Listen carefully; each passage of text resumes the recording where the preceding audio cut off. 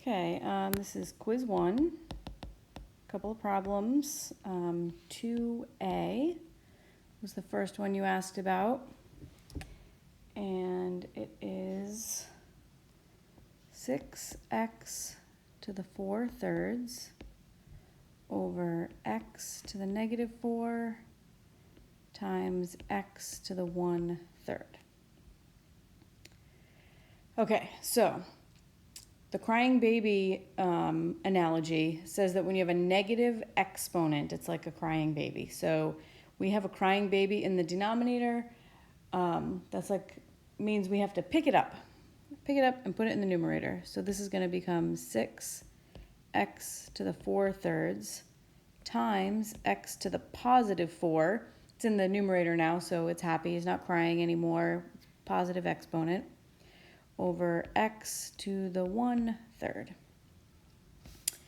Okay, so next I'm going to focus on this bit, x to the 4/3 over x to the 1/3. When you're dividing like bases, you subtract the exponents. So 4/3 minus 1/3 is 3/3, which is just 1. So this becomes 6 times x to the 1st times x to the 4th. And then when you're multiplying like bases, like those two, you add the exponents. So this becomes 6x to the 5th. Okay, 2c. That is the square root of 200x to the 5th.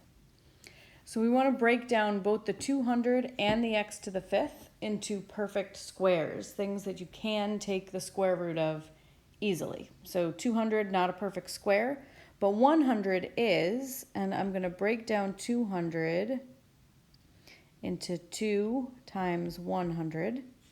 And I'm going to break down x to the 5th into x to the 4th times x, because it's easy to take the square root of x to the 4th.